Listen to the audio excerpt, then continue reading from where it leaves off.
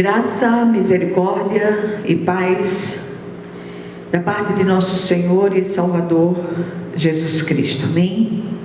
Nós vamos ler um texto hoje que está no livro do profeta Isaías, capítulo 55.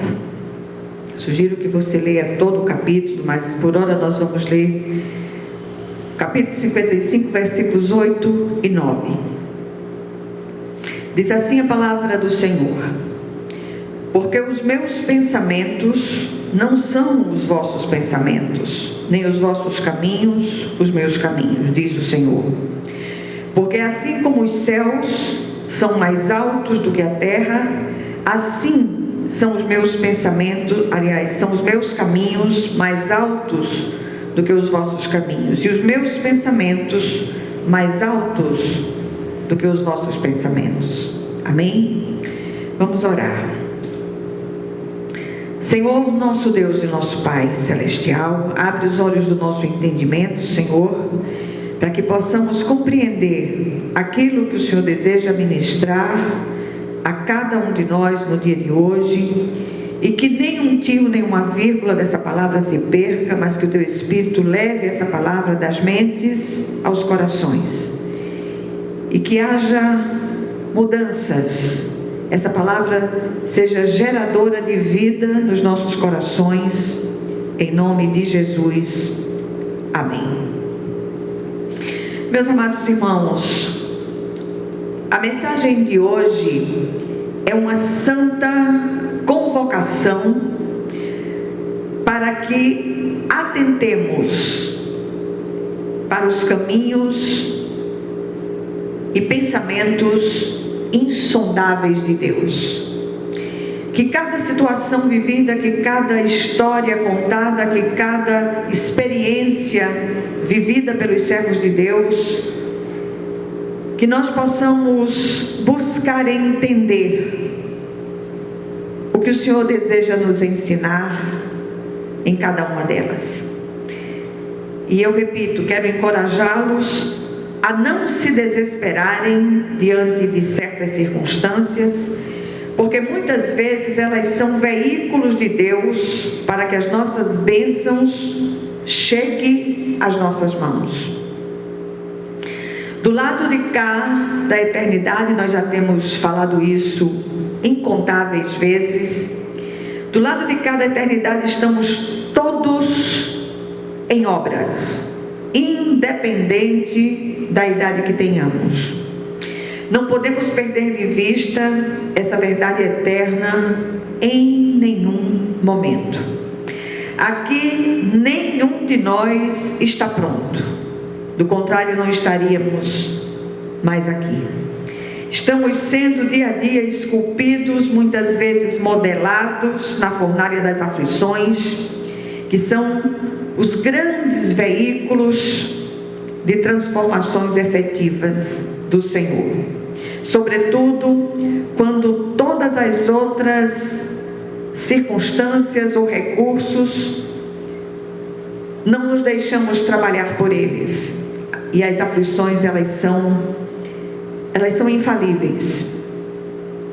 Quando somos alcançados pela graça viva de Deus, que é o Cristo, começa o grande processo santificador ou transformador em cada um de nós. E a grande estratégia aqui é não resistir ao soberano trabalho do Supremo Escultor.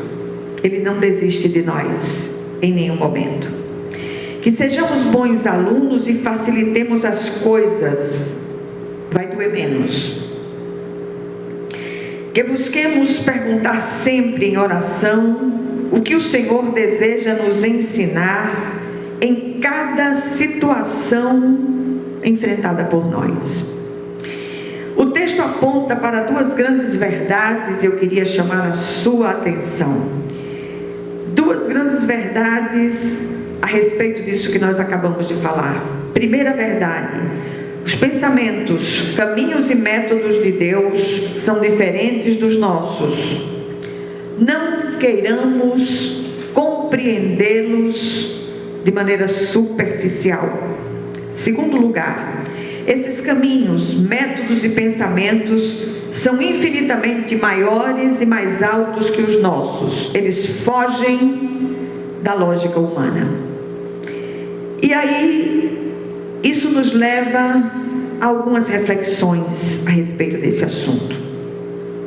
Primeira, quanto mais caminhamos com o Senhor, mais e mais percebemos que não se pode enquadrá-lo em nossas formas humanas limitadas, em nossas lógicas humanas. Ele tem em suas mãos infinitas e incompreensíveis possibilidades.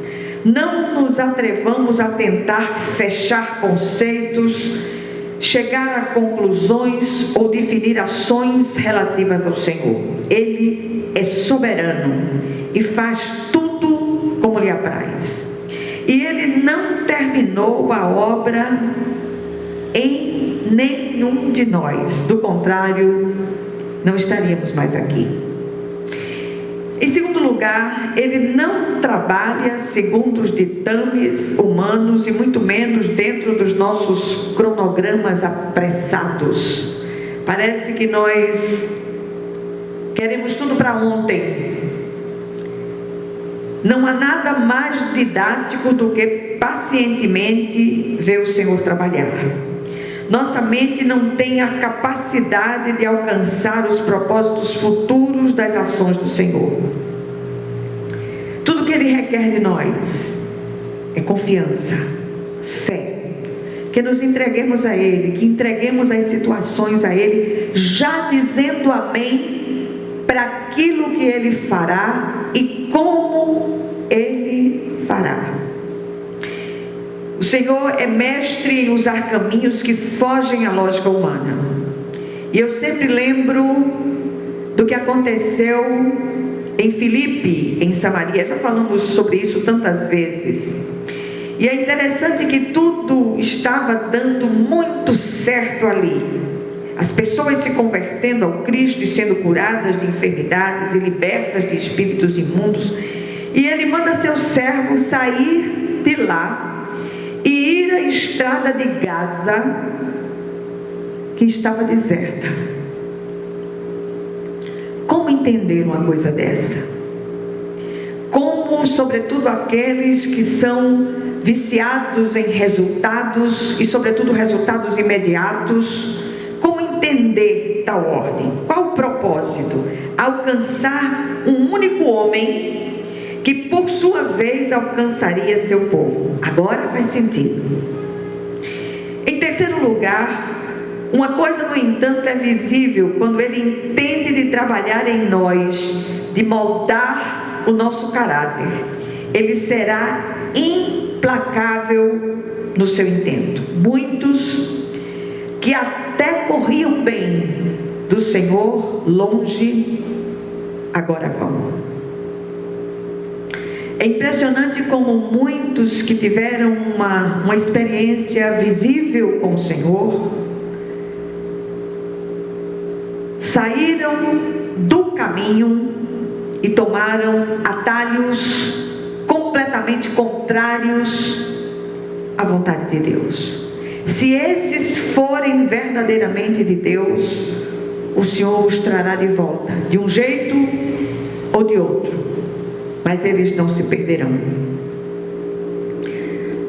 Por meio do profeta Jeremias, ele traz mais luz à questão e diz: porque eu é que conheço os planos que tenho para vocês, diz o Senhor, planos de fazê-los prosperar e não de lhes causar dano, planos de dar-lhes esperança e um futuro.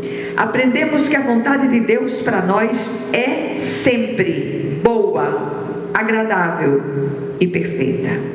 Contudo, nossa visão limitada nos impede de enxergar os desígnios de Deus e seus caminhos, para que essa vontade se cumpra efetivamente. E em quarto e último lugar, quando ele fala por meio do salmista dizendo: aquietai-vos e sabei que eu sou Deus. Ele está dizendo aqui que tudo faz parte de um plano muito maior do que a nossa vã compreensão pode alcançar. Muitas vezes Ele tenta nos falar por sussurros e não prestamos atenção, e Ele vai aumentando o tom da sua voz através das circunstâncias, até usar o megafone infalível, que são as situações adversas, incompreensíveis do ponto de vista humano. Ao final, tudo se encaixará perfeitamente, porque nenhum dos seus planos pode ser frustrado, e não serão frustrados, mesmo apesar de todos os pesares e, sobretudo, apesar de nós.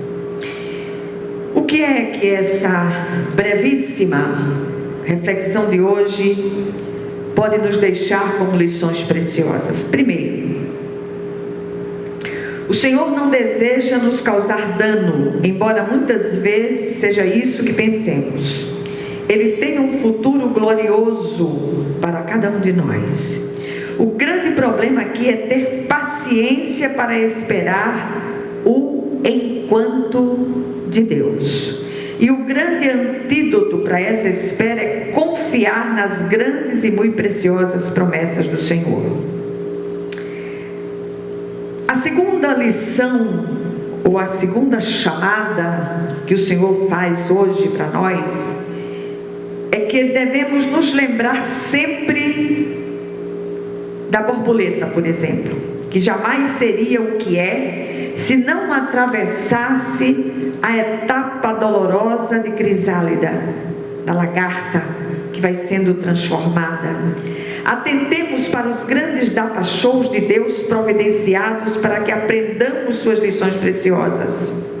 Se tivermos olhos e ouvidos espirituais para perceber, tudo à nossa volta na natureza sinaliza para nós da parte de Deus. Somos todos seres em transformação até que cheguemos àquele ponto que Deus planejou para nós. Até lá, não resistamos tanto às ordens quanto ao trabalhar de Deus, e nem nos espantemos com seus recursos didáticos para chegarmos ao fim que Ele deseja. E o Senhor nos chama hoje a sermos bons e aplicados alunos na escola da fé.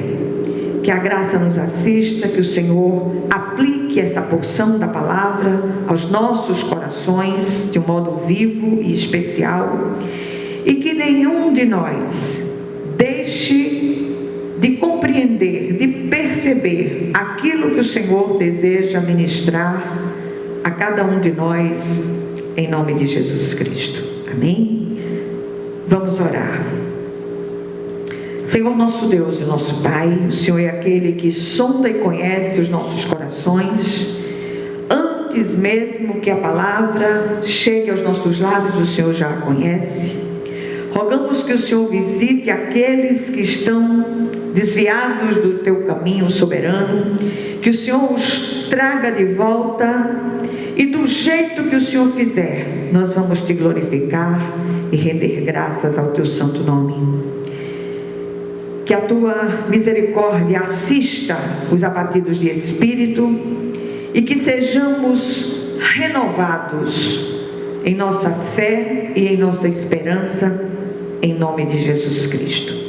E que a graça de nosso Senhor e Salvador Jesus Cristo, que é o amor infinito de Deus, o nosso Pai Celestial, que a comunhão e as consolações do Divino Espírito Santo estejam com todos vocês e com todo o povo de Deus, espalhado por toda a face da terra, desde agora e para todo o sempre. Amém, amém e amém. Que Deus os abençoe ricamente.